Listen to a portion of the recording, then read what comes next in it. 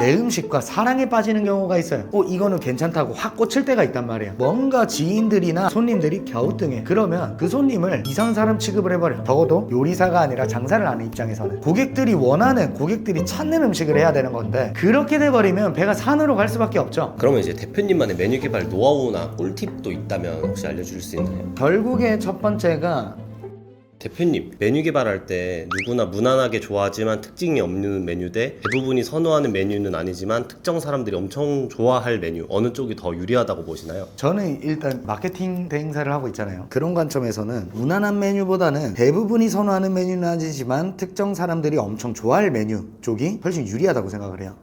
그게 왜냐면 제가 항상 오프라인 마케팅, 온라인 마케팅의 차이를 드는데, 오프라인 마케팅의 가장 중요한 요소는 결국에 상권이죠. 월세 많이 내면 된다. 그런데 이 오프라인 마케팅, 그러니까 월세의 특징은 한 번 정해놓으면 바꿀 수가 없어요. 옛날에 TV 광고 같은 느낌이죠. 이게 특정 사람들한테만 노출시킬 수 없고 많은 사람들한테 노출을 시켜서 그 중에서 우리 매장을 끌고 오는 듯한 그런 느낌이라면, 이 온라인 마케팅은 내가 보여주고 싶어하는 그 타겟한테만 노출을 시킬 수 있단 말이에요. 예를 들면 20대 중반 여자한테만 노출을 시킬 수가 있어요. 굉장히 효율적으로 시킬 수가 있기 때문에 대부분이 선호하지 않더라도 특정 사람들이 엄청 좋아할 메뉴라는 거에서 우리 매장의 타겟이 뚜렷하다는 거거든요. 그러면 이건 온라인 마케팅하기 너무 적합한 메뉴라고 생각을 하기 때문에 유리하다고 생각을 합니다.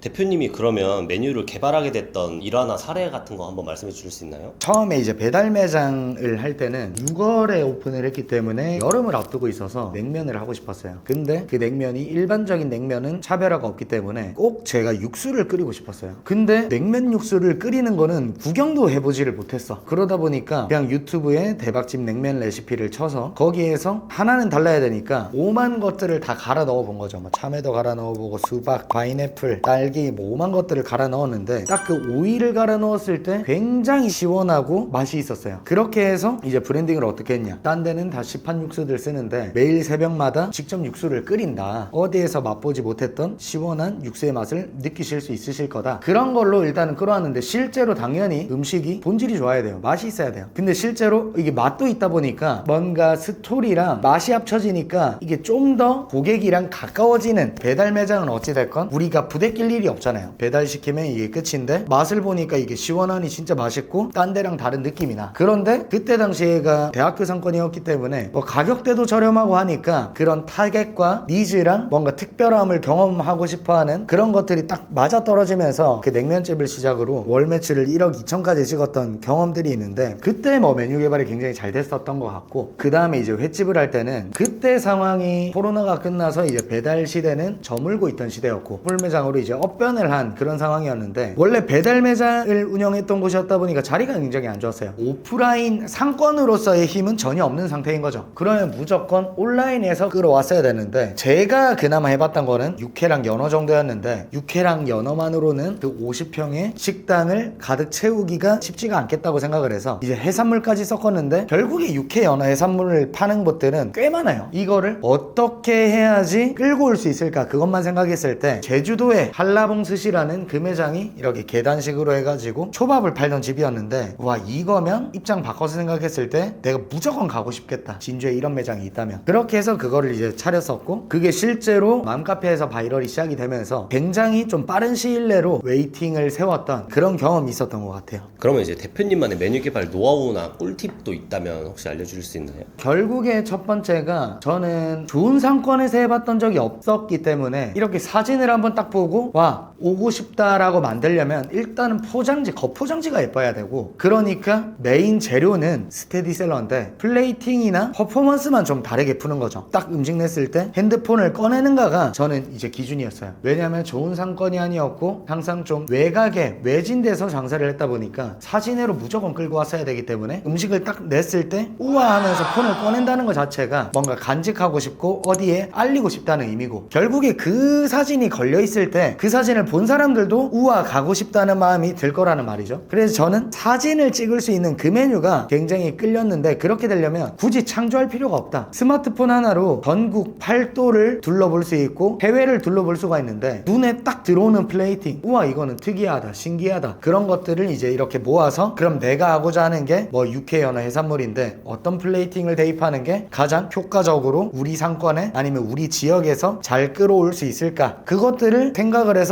테스트를 또 한번 해보고 실제로 그게 먹히는지, 그렇게 해서 그게 먹힌다고 하면 이제 마케팅 태워서 쭉 밀어붙이는 거죠. 그런 식으로 메뉴 개발을 좀 했었던 것 같아요. 그러면 메뉴 개발할 때 사장님들이 가장 많이 실수하는 것들이 뭐라고 생각하세요? 내가 뭐 요리하는 거를 평소에 좋아해서 뭐 지인들한테 먹이다가 지인들이 하나같이 다 야 너는 식당해도 되겠다 이런 말들로 그냥 내가 잘하는 거 하나로 뭐 한다든지. 그러니까 저는 메뉴 개발할 때 지인들의 말을 그렇게 중요시하게 생각하진 않아요. 결국에 우리는 대중들을 상대해야 되는 거지 지인을 상대하는 게 아니기 때문에, 결국에 처음에 딱 메뉴 개발을 했을 때 테스트 기간이 필요하다. 그때는 뭐 돈을 버는 게 목적이 아니라 이게 진짜 수요는 있는지, 이게 맛은 진짜 괜찮은지, 그렇게 해서 처음에는 최대한 싸게 해서 그게 이제 신메뉴 이벤트로 보통 푸는 거죠. 이게 진짜로 괜찮은 메뉴인지 피드백 받는데 굉장히 신경을 많이 썼던 것 같고, 그리고 메뉴 개발을 할 때 실수가 이거는 괜찮다고 확 꽂힐 때가 있단 말이에요. 그거에 꽂혀서 막 밤새도록 막 소스 준비하고 그렇게 해서 내 입맛에는 맛있어. 그러면 내 음식과 사랑에 빠지는 경우가 있어요. 사랑에 빠져버리면 어떤 경우가 생기냐면 뭔가 지인들이나 손님들이 갸우뚱해. 그러면 그 손님을 이상한 사람 취급을 해버려. 그렇게 돼버리면 배가 산으로 갈 수밖에 없죠. 장사를 한다는 게 내가 하고 싶은 음식을 하는 게 아니라 고객들이 원하는, 고객들이 찾는 음식을 해야 되는 건데, 그렇게 음식과 사랑에 빠져버리면 또 안 된다고 생각을 해요. 적어도 요리사가 아니라 장사를 하는 입장에서는 결국에 길을 열고 메뉴 개발을 항상 해야 된다. 고객의 관점에서 내 관점이 아니라. 네, 이게 정말 중요한 포인트라고 생각을 합니다. 그러면 정리해서 메뉴 개발 과정을 단계별로 설명해 주실 수 있을까요? 제가 이전에도 설명을 드렸지만 메인 재료는 저희가 쓰던 기존 메뉴랑 공통되면 좋죠. 결국에 그 재료를 어떻게 포장하고 어떻게 양념하고 어떻게 스토리를 입혀서 새로운 메뉴를 만드냐인데, 만약에 돈가스다 그러면 특이한 이색적인 독특한 스페셜한 돈가스라고 구글, 인스타, 네이버, 핀터레스트 5만 대 다 쳐보는 거예요. 그래서 이걸 어떻게 푸는 데가 있는지, 그래 거기에서 내 눈에 들어오는 와 이거면 진짜 괜찮겠다 하는 것들을 쭉쭉 뽑아서 여기에서 맛은 기본만 하면 된다고 생각을 해요. 맛에다가 막 열중을 올리고 하기보다는 우리 매장에서의 그 조리 과정을 감당할 수 있는지, 그리고 실제로 여러 가지를 한번 해보고 어떤 것이 반응이 가장 좋은지, 그런 것들을 테스트해봐서 그게 반응이 있는 거를 그 다음에는 마케팅을 태워서 쭉 민다 라고 저는 간단하게 생각을 해요. 이거 어렵게 생각할 필요가 없다. 결국에 고객의 반응이 없는 거를 막 열중할 필요도 없고, 고객의 반응이 있는 게 나올 때까지 해본 다음에 고객이 반응이 보인다, 마케팅 태워서 쭉 밀어야죠. 이제 우리 매장이 시그니처가 될 수 있도록. 그런데 이 메뉴 개발하는 방법에 대해서 쭉 얘기를 했는데, 내가 아무리 열심히 해도 고객이 모르면 무슨 소용이에요. 결국에 신규 창업이든 이미 장사를 하고 계신 분들이든 이 메뉴를 결국에는 알려야지, 이 마케팅을 할 줄 알아야지 의미가 있어요. 근데 사장님들이 마케팅 이 단어만 생각하면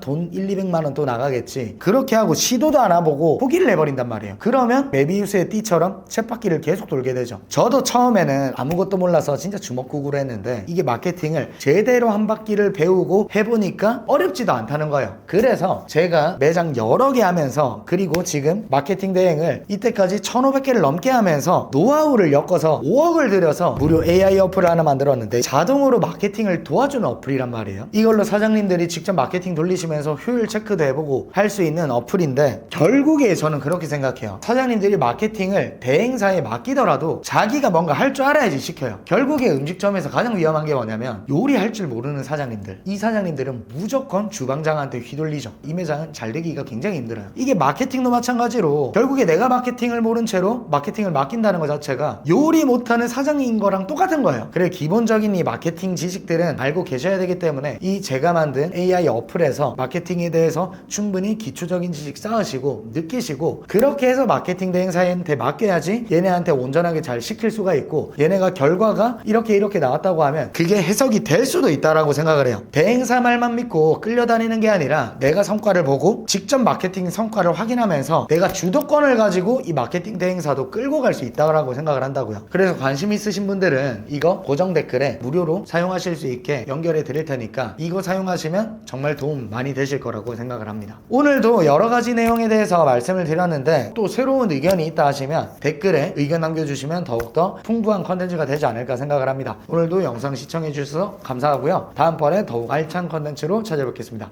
감사합니다.